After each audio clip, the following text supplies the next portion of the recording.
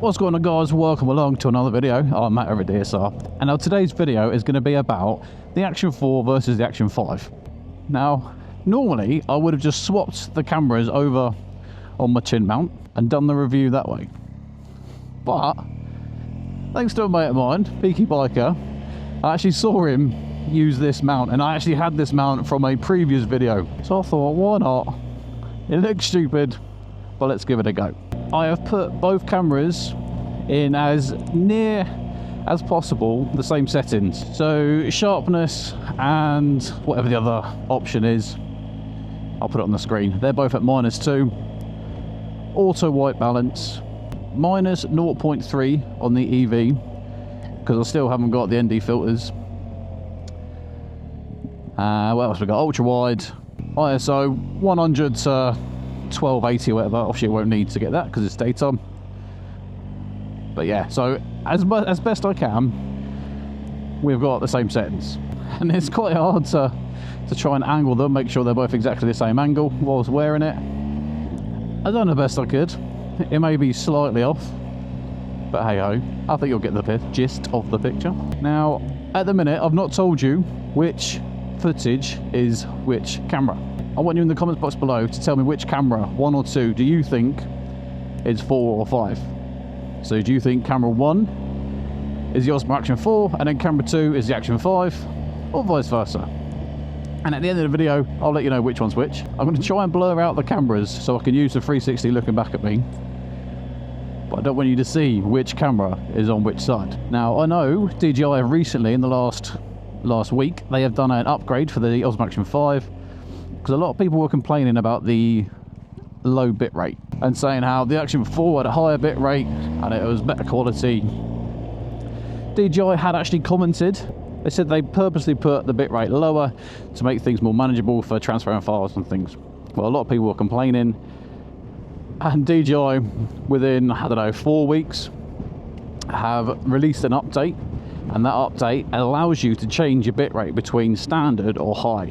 Now, I've not actually done a comparison video between the standard and the high to see if we can tell the difference, but from my average Joe perspective, I've got a 256 gig memory card in it. On standard bitrate, I get around 8.5 hours worth of footage on that memory card at 4K 30, and then you put it into high and it drops it to like 5.5 hours. So as you can tell, that is a significant difference. That's 3 hours worth of footage. I'd rather have it in high, film what I need to film, and then if I can see the memory card's getting low, then I've still got the option of dropping to the standard bitrate and still keeping that 4K 30 to increase the space available on the memory card. And the other thing that was included in this update, which I think is actually very useful, is now when you have started recording, you can still go in and adjust the volume setting. Now for me, that's helpful because when I'm riding around, I've got my volume set at -9 decibel. When I jump off the bike and I'm doing a walk around, I'll have it at +3, +4, and sometimes I have forgot when I've got back on the bike to change it down, and then when I remember, I have to then stop the video, lower it down, start the video again. Whereas now, when I remember, I can just swipe it down and change it whilst it's still recording, so I haven't got multiple clips, and when I'm editing, having to work out what I was doing in that clip, why I've had a short clip, yada yada. So for me, those two are the biggest improvements on this latest update. I still think if you've got neither, the Osmo Action 4 is so good, and it's pretty cheap now because the Action 5's come out, that you can't go wrong with it. It's obviously up to you, and if money is not a problem, then you go for the 5 naturally. For me personally, the 5 does give me the some extra features over the 4 that is worth it, but you got to decide what type of filming you're doing. Do you need those features, or can you just stick with the 4? Because by all means, it is still a fantastic camera. Also, for reference, the color profiles are both in normal 10-bit. I'm not doing HLG or D-Log and then color correcting, none of that. Purely normal 10-bit. Have you worked it out yet? Can you tell whether it's camera 1 or camera 2 for being the 4 or the 5? I was over at Branson's this morning testing the M209Y AMT, so their automatic manual transmission, and it is good. It's very good, especially assuming it's their first iteration. I'd love to test Honda's DCT first gen versus Yamaha's YAMT first gen.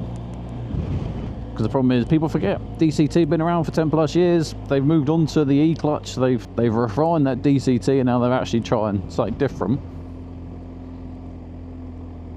It would be cool to test, yeah, first gen DCT versus YMT first gen.